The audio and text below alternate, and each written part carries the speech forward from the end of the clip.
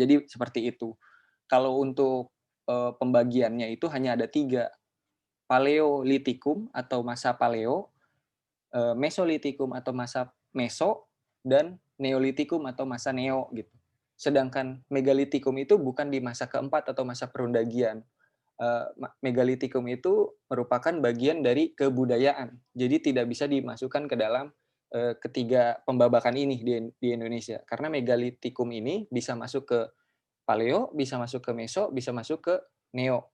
Tapi secara garis besar Megalitikum itu masuk ke dalam masa dimulai dari masa Mesolitikum. Nah, Megalitikum ini apa? Megalitikum ini secara sederhananya itu merupakan kebudayaan batu besar gitu. Berbeda dengan Paleolitikum, Mesolitikum, dan Neolitikum. Kalau Paleolitikum itu merupakan masa berburu dan meramu tingkat awal. Tingkat awal ini terdiri dari food gathering atau misalkan masanya manusia pendukung pada saat itu melakukan istilahnya untuk memenuhi kebutuhan hidupnya dengan cara eh, be- apa ya berburu gitu, dengan cara berburu. Dia mencari makanannya melalui cara berburu dari hutan ke hutan gitu. Nah, itu masa berburu dan meramu. Nah, masa berburu dan meramu di Indonesia itu terbagi menjadi 2, masa berburu dan meramu pertama dan masa berburu yang kedua atau sederhana dan tingkat lanjut. Nah, kalau di sini kita bisa lihat di slide, masa berburu dan meramu tingkat sederhana itu ada di masa Pleistosen atau pada saat letak geografis kita itu di masa Pleistosen gitu. Nah, di selanjutnya eh, manusia pendukungnya ini ada di Pithecanthropus erectus atau manusia pertama, manusia Pite. Manusia pendukungnya itu masih Pithecanthropus, atau kalau misalkan ada yang pernah mendengar atau membaca terkait dengan eh, teori evolusi Darwin, eh, itu mengatakan bahwa manusia itu berasal dari kera ya atau primata gitu. Nah, itulah yang disebut dengan Pite itu sendiri gitu atau manusia kera. Padahal mah bukan kera gitu. Tapi itu merupakan bagian dari eh, bahasa peneliti yang mengatakan bahwa pada saat itu ada istilahnya bentuknya seperti primata gitu. Bentuknya seperti primata atau bahasa ininya hominidae, bahasa ilmiahnya itu hominidae. Nah, Pithecanthropus ini adalah manusia penunjang pada saat itu di era eh, apa namanya Paleolitikum. Jadi Pithecanthropus ini adalah masa ketika Paleolitikum ini sedang hangat-hangatnya gitu atau sedang populernya di Indonesia gitu. Masa Paleolitikum ini. Pithecanthropus lah manusia penunjangnya. Nah, karena eh, jadi pada masa berburu dan meramu tingkat sederhana itu manusia-manusia pada saat itu atau manusia penunjang pada saat itu masih menggunakan sistem nomaden atau gipsi orang-orang bilang. Jadi kalau sekarang ngelihat ada orang-orang yang ke tempat lain itu mencontoh sistem sosial pada masa prasejarah ini gitu. Nah, sistem nomaden ini mereka lakukan dengan cara datang ke lingkungan satu, ke lingkungan yang lainnya. Ketika dia merasa lingkungan satu ini sudah tidak memiliki makanan, dia akan terus berjalan ke tempat yang lainnya untuk mencari makanan. Nah, di masa berburu dan meramu tingkat awal ini atau masa sederhana ini, yang manusia Pithecanthropus pakai pada saat itu adalah gua-gua dangkal atau gua paying atau bisa juga disebut ceruk. Nah, mereka itu tinggal di gua-gua seperti itu, bukan gua yang ada lubang terus masuk masuk banget ke dalam gitu, enggak. Yang mereka pakai itu sistem hunian atau tempat hunian yang mereka pakai itu adalah hanya sebatas ceruk gitu. Biasanya itu tidak terlalu dalam dan juga tidak terlalu basah. Itu menurut beberapa tinggalan arkeologi yang ditemukan. Jadi guanya itu hanya gua-gua sederhana, tidak terlalu dalam, karena mungkin saja kelembapan kelembapan juga dijaga ya, untuk kenyamanan mereka mungkin pada saat itu. Dan biasanya ceruk-ceruknya itu menghadap ke arah matahari matahari terbit gitu, untuk mendapatkan sinar, mungkin juga untuk mendapatkan sinar matahari yang cukup. Itu kemungkinannya. Atau untuk melindungi dirinya dari hewan-hewan buas atau lainnya gitu ya. Karena ketika ceruknya berada di timur, maka pagi atau sinar mataharinya akan cepat cepat masuk ke dalam ceruk tersebut gitu. Nah, itu untuk gambaran terkait dengan hunian gitu. Dan alat yang dipakai pada saat masa berburu dan meramu tingkat sederhana ini itu berbentuk kampak peribas, kampak penetak, kampak genggam yang pembuatannya masih sangat sederhana dan kasar. Kalau untuk masa berburu dan meramu tingkat sederhana atau masa Paleolitikum ini. Jadi alat-alat batunya masih sangat-sangat kasar. Sayangnya saya tidak bisa menampilkan gambarnya ya, jadi mohon maaf. Nanti teman-teman juga bisa mencari di Google ya, terkait dengan alat alat alat bantu atau alat istilahnya kebudayaan deh, alat kebudayaan masa Paleolitikum gitu. Itu bisa dilihat di sana. Nah, entah dia untuk menyembelih hewan buruan atau melakukan perburuan itu sendiri. Tapi bentuknya masih sangat-sangat kasar gitu. Nah, alat-alat ini dipakai dengan cara mengetukkan batu atau mengadukan batu antara batu yang lebih kasar atau yang lebih kuat dengan batu yang tahannya tidak lebih kuat gitu. Nanti akan meruncing dengan sendirinya. Untuk masa Paleolitikum ini memang masih sangat sederhana. Nah, kenapa masih sangat sederhana? Pertanyaannya seperti itu. Karena manusia penunjang pada saat masa Paleolitikum ini adalah manusia penunjang yang memiliki tingkat volume otak yang masih kecil gitu. Ini menurut para ahli. Dan tingkat istilahnya kecerdasannya ini masih masa selanjutnya nanti. Jadi itulah yang diteliti oleh para peneliti gitu. Karena volume volume otak atau volume tengkoraknya ini masih kecil dan lain sebagainya. Itulah yang menyebabkan keterampilan ini masih sangat-sangat sederhana. Itu yang dikatakan oleh beberapa ahli. Nah, selanjutnya ke masa berburu dan meramu tingkat lanjut. Nah, masa berburu dan meramu tingkat lanjut ini sebenarnya tidak jauh berbeda dengan masa berburu dan meramu yang awal gitu. Hanya saja perbedaannya ada terkait dengan manusia penunjangnya. Nah, manusia penunjang pada masa berburu dan meramu tingkat lanjut ini itu sudah didukung oleh Homo sapien gitu. Homo sapien ini sudah berbeda lagi dengan Pithecanthropus karena sudah mengalami evolusi kembali gitu. Evolusi kembali. Homo sapien ini sudah berdiri jenisnya, jika dibandingkan dengan Pithecanthropus, Homo sapien ini berdirinya sudah berdiri tegak. Jika Pithecanthropus itu berdirinya masih membungkuk, itu yang menjadi perbedaannya. Dan volume otaknya itu lebih besar Homo sapiens ini. Karena adanya istilahnya volume otak yang berbeda dengan manusia penunjang yang berbeda, akhirnya menumbuhkan istilahnya revolusi kebudayaan di sana, menumbuhkan istilahnya kebudayaan baru yang akhirnya memperbarui kebudayaan yang lama walaupun tidak jauh lebih berbeda gitu. Nanti stepnya akan masuk ke masa selanjutnya.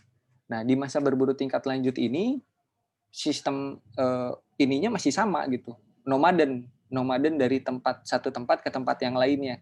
Tapi perbedaannya ternyata perpindahan ini tidak berlangsung cepat, tapi agak lama gitu. perpindahannya berbeda dengan masa berburu dan meramu tingkat awal. Sistemnya mereka masih mencari makan atau masih menggunakan sistem berburu gitu dalam mencari makanan, dan sistemnya juga masih nomaden, tapi tidak secepat yang awal. Misalkan begini contohnya, ketika satu kelompok dari manusia prasejarah ini, manusia penunjang prasejarah ini lapar, dia datang ke tempat yang banyak makanannya. Kalau di masa Paleolitikum, ketika dia sudah mendapatkan makanan, mereka akan pergi kembali setelah dia mendapatkan makanannya, karena mereka kira sudah tidak ada lagi makanan di sana. Sedangkan masa berburu dan meramu tingkat lanjut, mereka akan mengolah makanannya di sana, di tempat tersebut, lalu mereka akan menghabiskannya dulu di sana, dan mereka akan mencari tahu apakah masih ada atau tidak. Gitu. Perbedaannya gitu. Mereka akan mencari tahu, masih ada nggak sih makanan di sini? Gitu. Nah, hal tersebut itu dibuktikan dengan beberapa temuan yang ada di Pasuruan, kalau nggak salah. Di Pasuruan itu ditemukan sampah-sampah sampah-sampah bekas makanan yang menumpuk di satu tempat. Nah, sampah-sampah bekas makanan yang menumpuk di satu tempat inilah yang menjadikan acuan dari para ahli bahwa pada saat itu tingkat nomadennya tidak secepat yang awal gitu. Mereka berpindah, melakukan perpindahan, tapi tidak secepat yang di awal atau secepat dari masa berburu dan meramu tingkat sederhana tadi. Nah, kalau untuk sistemnya masih mereka melakukan nomaden, masih berjalan dari satu tempat ke tempat yang lainnya mencari makanan. Gitu. Cuma perbedaannya jaraknya itu lebih slow mo gitu, dan waktunya itu lebih lama di sana gitu. Nah, lalu bagaimana dengan alat yang mereka pakai? Alat yang mereka pakai masih sama seperti yang awal, hanya saja sudah lebih halus gitu.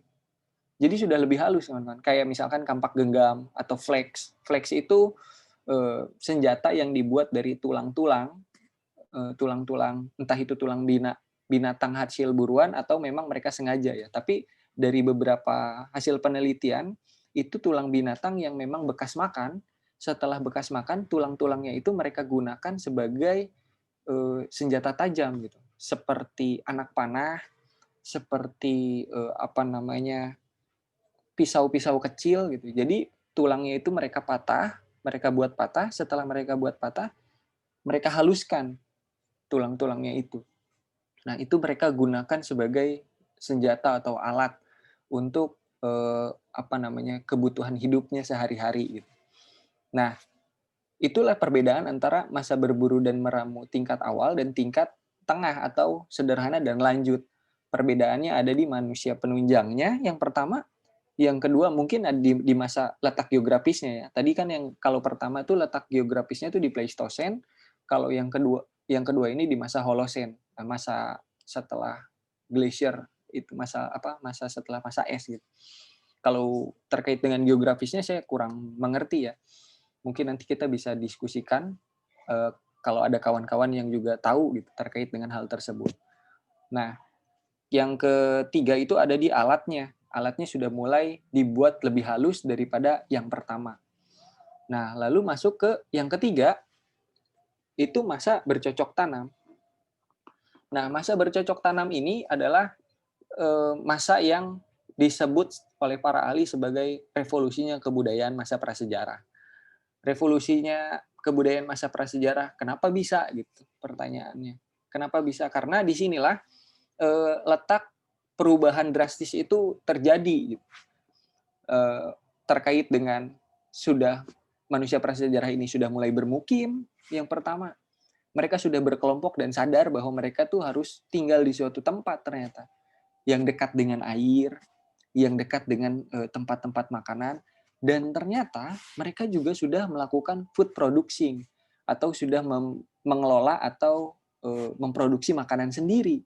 Berbeda dengan masa berburu dan meramu. Masa berburu dan meramu itu masih food gathering, mencari makanannya. Tapi di masa selanjutnya, di masa bercocok tanam ini atau di masa Neolitikum ini mereka sudah melakukan pengelolaan makanannya sendiri, sudah mulai bercocok tanam ternyata di sana. Sudah melakukan pola-pola tanam, sudah melakukan ternak-ternak hewan pada masa itu. Nah, inilah yang disebut revolusi kebudayaan.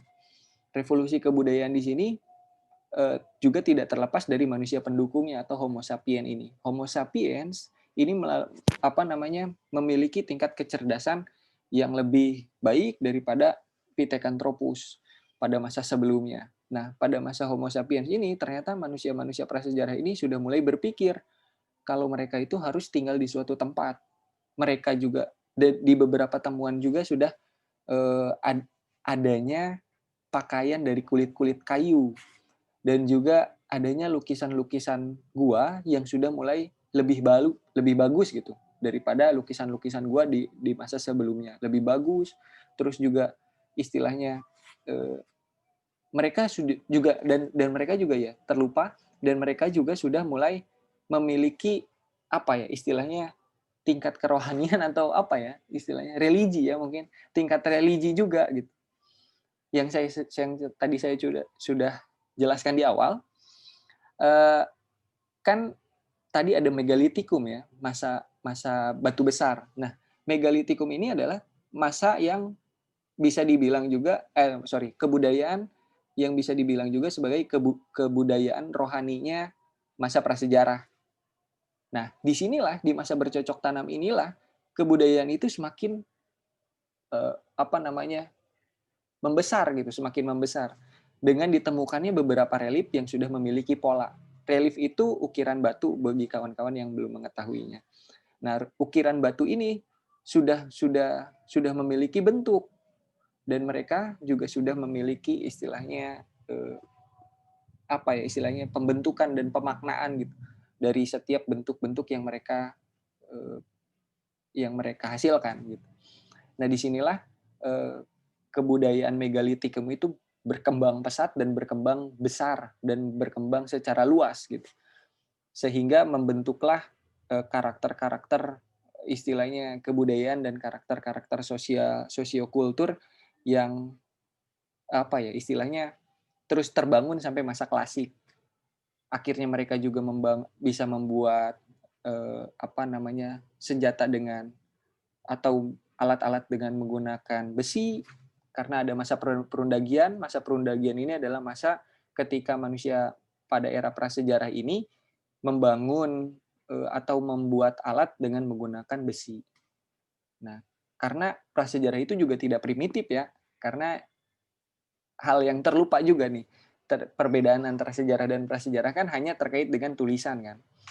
Kalau masa prasejarah atau prehistory ini masa di mana manusia belum mengenal tulisan, dan masa sejarah ini masa sudah mengenal tulisan kan.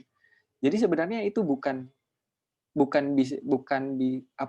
tidak juga bisa dikatakan sebagai masa prasejarah ini adalah masa yang primitif dan masa sejarah ini masa yang sudah lebih modern. Tidak seperti itu juga sebenarnya, karena perbedaan antara masa prasejarah dan masa sejarah ini hanya dibedakan mengenai atau terkait dengan didapatkannya tulisan atau tidak di sebuah tinggalan. Sebenarnya gitu.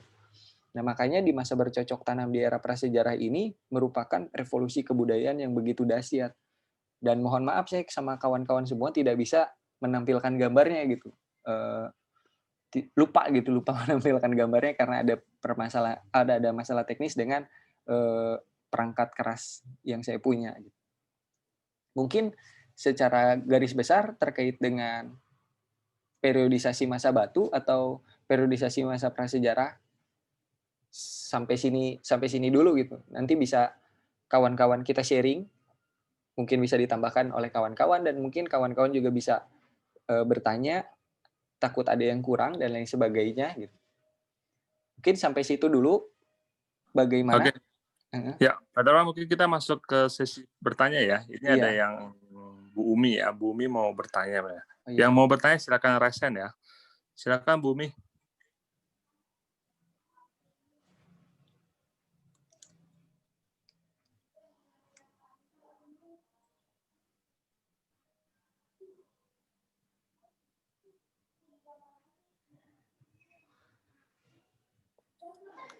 Ya, Bu Umi.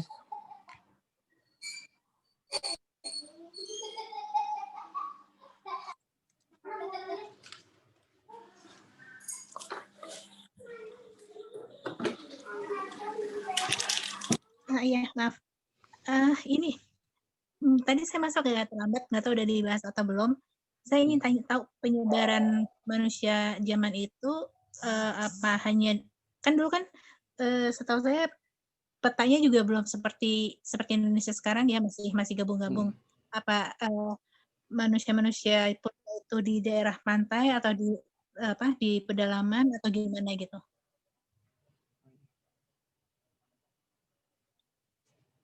Halo?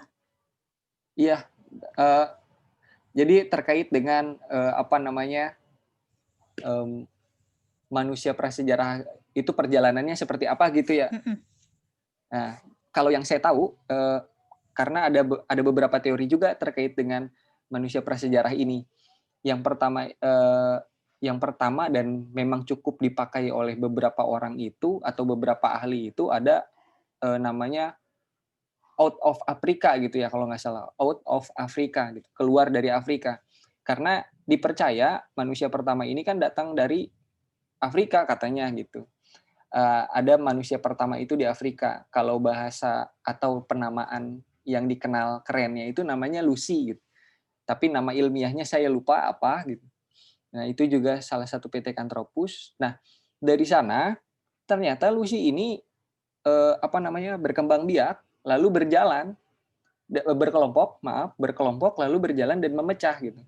Kalau untuk ke Indonesia itu sendiri, tinggalan-tinggalan juga yang ada di Indonesia terkait dengan masa prasejarah itu kebanyakan berada di sisi-sisi pantai atau di wilayah-wilayah pantai.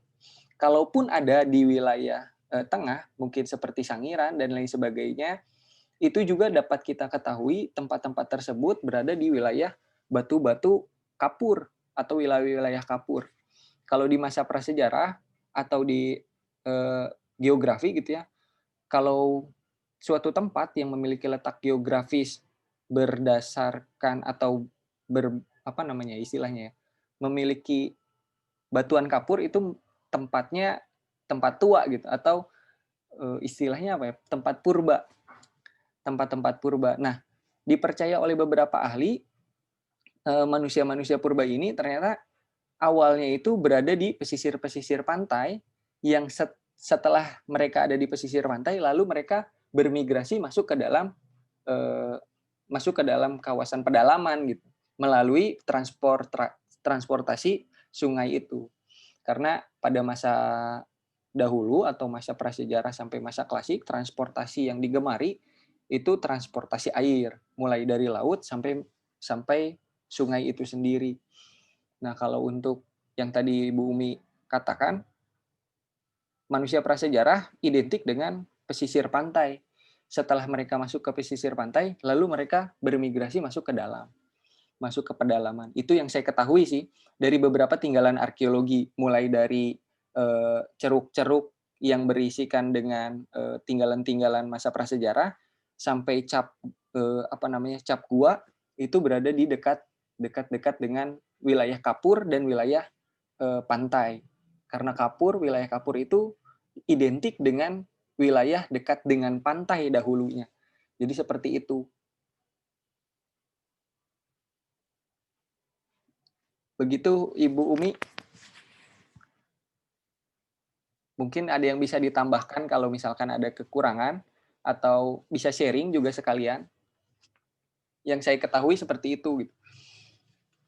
Begitu. Ya, Pak Rizal Fikri ya, mungkin ada mau bertanya. Silakan Pak. Suara saya terdengar? Iya, terdengar. Oke, terima kasih atas kesempatannya. Izin bertanya, kedudukan manusia purba di masa berburu dan meramu itu dalam rantai makanan itu di mana ya? Apakah sebagai puncak, menengah atau gimana gitu? Soalnya di masa itu kan masih banyak megafauna dan makanya tinggal di gua dan ceruk juga kan berlindung dari hewan buas gitu. Jadi kedudukannya dalam rantai makanan itu seperti apa? Terima kasih. Oh iya. Menarik ya pertanyaannya. Kalau untuk kedudukannya di rantai makanan saya kurang paham sebenarnya. Tapi yang saya tahu gitu ya, yang saya tahu karena pada saat itu manusia penunjang pada saat itu identik dengan food gathering dan mereka juga melakukan perburuan. Saya rasa mereka juga bisa dikatakan sebagai istilahnya salah satu juga puncak di rantai makanan gitu. Walaupun entah bagaimana mereka juga memiliki lawan yang lain gitu ya. Karena mereka juga harus berlindung di tempat-tempat yang mereka anggap aman. Salah satunya ceruk itu sendiri gitu. Kalau untuk secara fixnya atau secara benarnya yang benar-benar notok, karena saya di kearkeologian, saya harus berdasarkan bukti kebendaan gitu. Kalau dari bukti kebendaan itu ya manusia penunjang pada saat itu masih ke dalam rantai makanan di posisi puncak karena mereka melakukan food gathering tadi. Seperti itu. Karena mereka berkelompok ya. Mereka juga berkelompok. Mereka tidak sendiri-sendiri. Mereka manusia prasejarah atau manusia penunjang pada saat itu dikenal juga sebagai sosial yang berkelompok gitu. Manusia yang berkelompok atau individu yang berkelompok. Jadi seperti itu.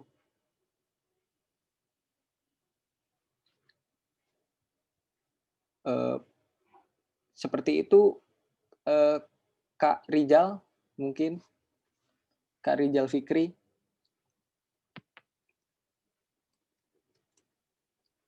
Kalau misalkan ada kawan-kawan yang ingin menambahkan juga silahkan.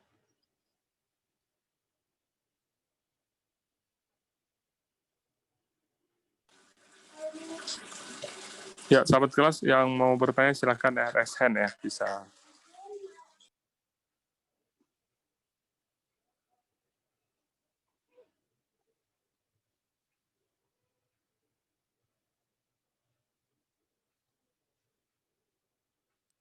Pak Dharma, ada beberapa chat pertanyaan yang masuk ya. Oh iya. Jadi itu ada beberapa pertanyaan ya yang dari Anggi ya. Yang dari Anggi. Terkait dengan penamaan Pithecanthropus masihkah relevan? Karena di beberapa literatur sudah disebutkan penamaannya Homo erectus.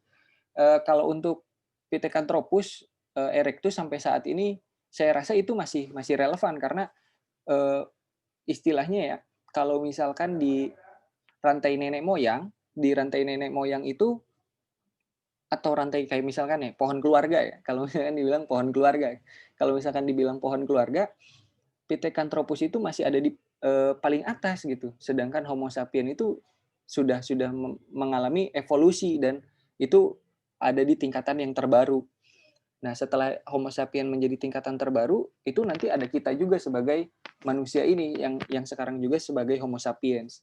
Kalau pembedaan antara Pithecanthropus dan Homo sapiens itu berada di jenisnya yang pertama, yang kedua juga dari rangkaian tubuhnya itu juga berbeda karena dari istilahnya fosil-fosil yang didapatkan dari manusia prasejarah atau manusia penunjang pada saat itu memiliki perbedaan yang signifikan sekali, mulai dari tinggi badan, mulai dari volume otak, mulai dari bentuk dahi atau tulang ini yang disebutnya tulang dahi ya atau tulang tengkorak gitu, saya juga kurang paham, lupa namanya. Nah, tengkorak ini juga memiliki bentuk yang berbeda antara Pithecanthropus dan Homo sapiens. Kalau misalkan tadi dibilang apakah masih relevan, saya rasa masih sangat-sangat relevan karena itu untuk membedakan terkait dengan istilahnya perbedaan antara mana yang lebih awal dan mana yang lebih baru gitu atau yang lebih terkini gitu. Dan itu juga akan membantu kita dalam menyusun periodisasi awal dan periodisasi yang terbaru gitu. Periodisasi yang pertama dan periodisasi yang terakhir gitu. Atau periodisasi yang terbaru lah. Jadi seperti itu.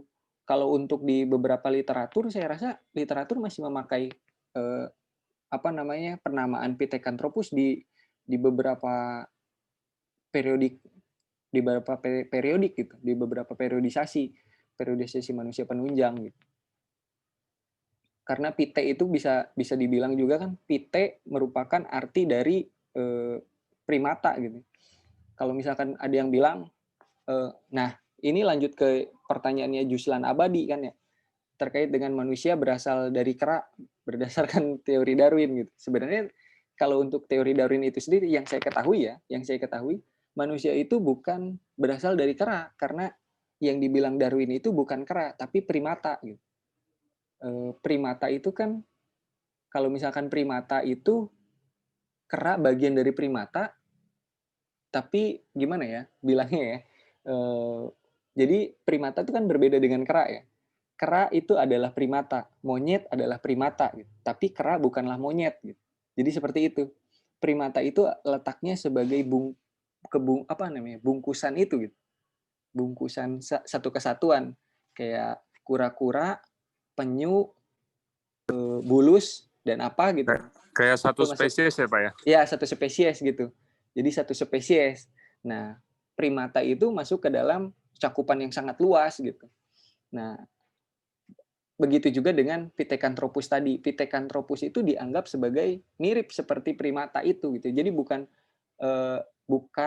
berarti manusia berasal dari kera, bukan begitu. Kalau untuk bukunya Darwin itu mengatakan bahwa manusia itu seperti primata gitu. Karena memiliki akar Pithecanthropus atau akar manusia yang berevolusi ini memiliki bentuk yang serupa dengan kera yang tadi dibilang di awal gitu, memiliki bentuk tubuh yang membungkuk dan belum tegak berdiri, itu Pithecanthropus. Karena kenapa membungkuk? Karena yang ditemukan itu adalah struktur tangannya itu lebih lebih panjang daripada struktur kakinya gitu. Begitu juga dengan struktur tulang punggungnya dan masih banyak lainnya gitu. Jadi kalau misalkan dibilang bahwa manusia itu berasal dari kera, itu sesuatu hal yang salah. Kita hanya masuk ke dalam spesies yang sama dengan primata gitu. Itu untuk penjelasan Darwin ya. Saya bukan mengatakan bahwa kita spesiesnya primata gitu. Tapi yang dikatakan oleh Darwin itu manusia memiliki spesies yang sama dengan primata. Kalau untuk secara garis pohon itu ada hominidae dan gitu. Ada missing link yang hilang. Nah, missing link yang hilang ini yang menjadi tanda tanya besar itu. Mengapa dari Pithecanthropus bisa masuk ke bisa jadi Homo sapien itu gitu, untuk manusia purba atau manusia penunjang pada masa prasejarah. Nah, lalu masuk ke Juslan Abadi lagi ya berarti ya. Bagaimana hubungannya dengan manusia cebol dan manusia raksasa? Apakah mereka termasuk kategori manusia saat ini? Kalau manusia cebol itu kan tinggalannya ada di Flores namanya. Di daerah Flores itu namanya Homo floresiensis ya, atau disebut juga manusia cebol itu. Atau orang Australia biasa bilang the Hobbit, manusia Hobbit, itu ada di Flores. Itu situs yang terbaik gitu ya kalau untuk di Indonesia saat ini, karena memiliki keunikan tersendiri. Letaknya di Liangboa, di suatu tempat yang berbentuk ceruk di provinsi ya, Flores ya, atau kabupaten sih, di kabupaten kota ya, di Flores. Nah, di sana ada manusia cebol dan itu merupakan salah satu manusia penunjang di masa Homo sapiens. Dan manusia raksasa juga ditemukan di Mojokerto ya. Juga ditemukan di Jawa Timur. Itu Meganthropus erectus namanya. Nah, kenapa disebut Meganthropus erectus ya, karena megan ini atau strukturnya yang besar ini gitu. Kalau misalkan dikategorikan sebagai manusia saat ini, karena di Flores itu merupakan bagian dari Homo sapiens, tentunya itu merupakan dari struktur dari manusia saat ini gitu. Kalau pertanyaannya kenapa bisa cebol dan lain sebagainya, itu masih dalam taraf penelitian sampai saat ini. Kawan-kawan juga bisa kepoin itu gitu National Geographic yang biasanya liputan di sana dan juga mengeluarkan resume-resume atau artikel-artikel terkait dengan penelitian yang ada di sana. Atau di websitenya Arkenas, Arkeologi Nasional, itu juga bisa dilihat terkait dengan bagaimana hasil penelitian yang ada di Flores atau di Liangboa terkait dengan manusia cebol itu ya, atau The Hobbit. Nah, untuk tinggalan-tinggalannya juga cukup menarik, tinggalan-tinggalan prasejarah di Indonesia. Tinggalan-tinggalan prasejarah di Indonesia itu selain menhir dan dolmen, itu juga ada istilahnya lukisan gua yang paling hangat dibicarakan itu kan lukisan gua yang paling tua di dunia kan ada di Sulawesi ya, dan itu juga ada di masa prasejarah gitu, ada di masa kita. Yang menarik juga untuk masa prasejarah itu, beberapa peneliti itu awalnya sebelum menemukan manusia atau fosil yang ada di Afrika, mereka kira juga manusia prasejarah itu lahirnya ada di Indonesia karena ada ditemukannya beberapa fosil tua atau Pithecanthropus di Jawa Tengah, di Sangiran itu. Jadi ditemukannya beberapa fosil tua gitu di Sangiran sebelum ditemukannya di Afrika itu sendiri. Jadi seperti itu kawan-kawan semua terkait dengan masa prasejarah itu. Baik di Liangboa, baik di Jawa Tengah dan di Jawa Timur itu memiliki karakteristik yang berbeda-beda terkait dengan bentuk badannya, terkait dengan tinggalan-tinggalannya, itu memiliki karakteristik yang berbeda. Hanya saja kalau misalkan ditanya apakah bentuknya seperti kampak genggam dan lain sebagainya, bentuknya apakah berbeda? Bentuknya sama, hampir sama dengan karakteristik yang berbeda-beda. Karakteristik itu bisa juga disebabkan karena letak geografis karena letak geografis juga itu berpengaruh terkait dengan bahan baku atau bahan dasar pembuatan dari alat-alat tersebut gitu.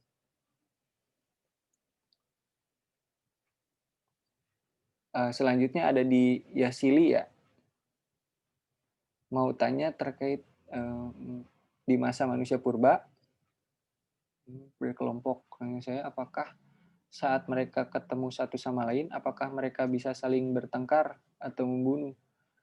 Oh, kalau untuk itu di beberapa temuan juga berkata seperti itu gitu, menceritakan terkait dengan adanya perselisihan antara kelompok manusia purba satu dengan kelompok manusia purba yang lainnya gitu ya. Itu terjadi perselisihan karena perselisihan itu bisa terjadi disebabkan istilahnya seperti sekarang lah, seperti saat inilah gitu. Adanya perlindungan diri yang pertama, yang kedua juga untuk melindungi tempat makannya, bagaimana mereka kira kelompok satu akan menghabiskan makanan di tempat tersebut gitu. Itu pasti terjadi dan itu juga terjadi gitu pada saat itu. Karena mereka memiliki daerah teritorinya masing-masing gitu. Jadi mereka punya daerah teritorinya masing-masing. Nah, dari satu kelompok itu juga ada pimpinan kelompoknya pada saat itu. Nah, dan itu juga pasti akan terjadi. Dan kalau nggak salah tadi juga ada pertanyaan ya, bahasa apa yang dipakai pada saat itu. Ya, kalau untuk yang saya ketahui, itu ada bahasa Austronesia yang dipakai di wilayah Austronesia. Bahasa Austronesia juga berkembang sampai saat ini jadi bahasa-bahasa daerah seperti jadi bahasa Sunda, bahasa bahasa Batak, bahasa Minang, bahasa lainnya gitu. Nah, salah satu cirinya itu pembahasa atau bahasa yang diulang-ulang, kalimat yang diulang-ulang. Salah satu cirinya itu kalimat yang diulang-ulang, seperti kupu-kupu. Itu bahasa dari Austronesia, kupu-kupu. Itu diulang-ulang, kupu-kupu. Laba-laba, itu diulang-ulang. Dan masih banyak yang lainnya. Kalau untuk di masa prasejarah, kalau misalkan ditanya terkait dengan kebahasaan, apa hal yang dipakai pada saat itu menurut buku yang penelitian yang saya pelajari, yang saya baca, mereka itu pertama-tama mendengar apa yang disuarakan melalui bunyi. Setelah itu mereka mereka suarakan melalui mulut, lalu berkembang terus. Jadi dari beberapa penelitian mengatakan mereka mendengar dulu suaranya, baru mereka utarakan melalui mulut. Salah satu contohnya mungkin di bahasa Sunda itu sendiri ada geludug namanya. Nah, geludug ini itu bahasa Indonesianya kan petir. Nah, geludug itu muncul dari suara petir itu sendiri. Bahasa geludug itu atau kalimat geludug itu lahir dari suara petir itu sendiri. Suara petir yang geludug, yang bunyinya geludug gitu. Jadi akhirnya pembahasaannya menjadi geludug atau secara bahasa Indonesia secara baku kita kenal dengan petir gitu, suara petir. Nah, itu dari segi pembahasan. Dari segi pembahasan itu terus berkembang. Mulai dari mendengar, setelah dia mendengar bunyi-bunyian, lalu dia utarakan, setelah dia utarakan, dia mengenal satu sama lain, akhirnya bunyi-bunyian tersebut berkembang, bahasa pun semakin berkembang gitu, antara satu dengan yang lainnya. Makanya kalau di wilayah Austronesia, cakupan Austronesia, itu memiliki, jangan heran kalau memiliki kesamaan bahasa. Seperti misalkan kalau Malaysia dengan Indonesia letaknya dekat ya, atau Thailand dengan Indonesia, Sri Lanka dengan Indonesia misalkan memiliki bahasa yang kok mirip ya gitu. Jangan heran karena itu ada di pembahasan bahasa Austronesia itu sendiri gitu.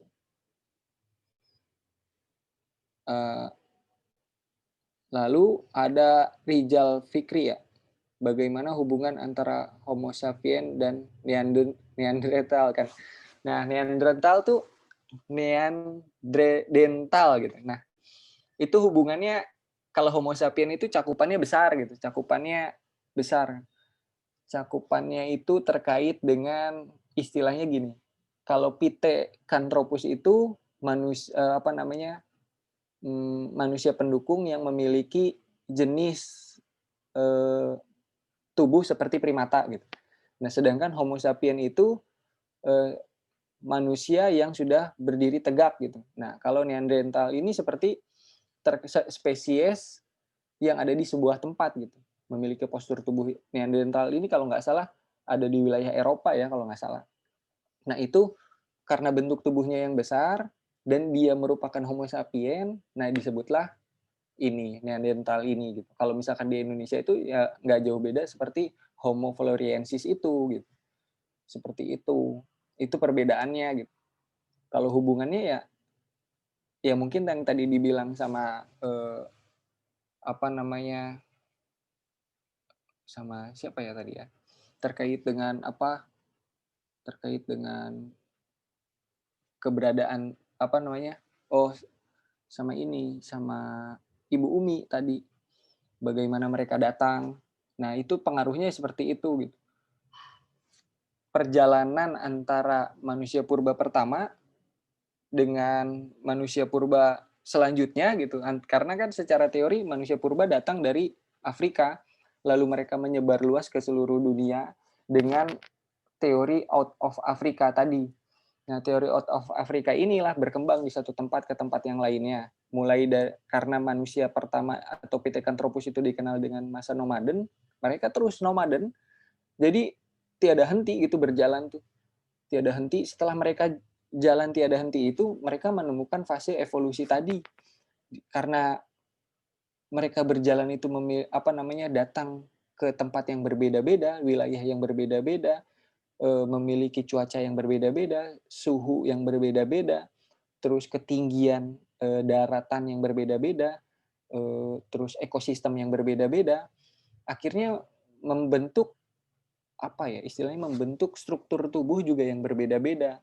Nah, setelah membentuk struktur tubuh yang berbeda-beda, lahirlah yang namanya ras itu sendiri gitu. Nah, ras itu lahir dari proses itu. Yang tadi dibilang kulitnya apa gitu. Nyambung ke pertanyaan Sylvia Sasmita terkait dengan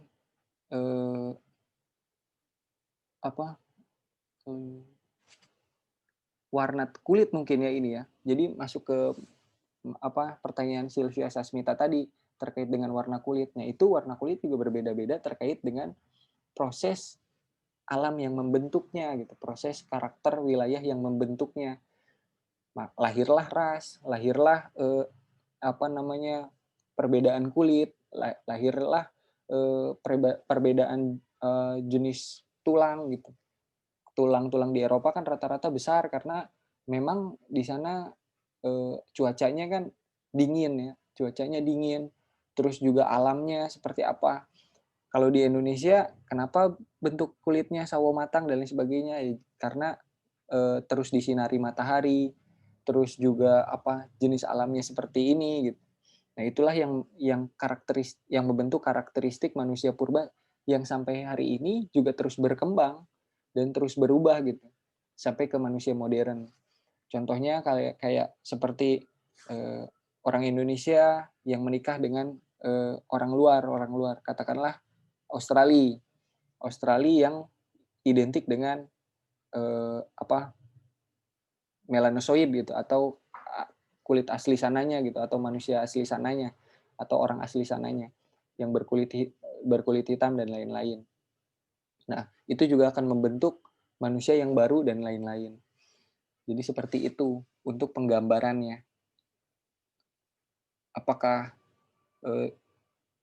jelas atau masih ada yang ditanyakan? Ya, Pak Dharma, waktu kita sebenarnya harus memisahkan kita ya. Oh iya. Ya, jadi untuk kelas hari ini mungkin kita sampai di sini. Sahabat kelas, untuk kelas malam hari ini kita akhiri sampai di sini ya. Dari semua pertanyaan tadi sudah dijawab semua juga ya. Kita ketemu lagi di minggu depan ya, di waktu yang sama. Pak Dharma, terima kasih untuk waktunya hari ini. Terima kasih. Ya, sahabat kelas, terima kasih sudah ikut bergabung. Selamat malam semuanya. Terima kasih. Selamat malam. Terima kasih. Selamat malam. Terima kasih. Terima kasih. Terima kasih.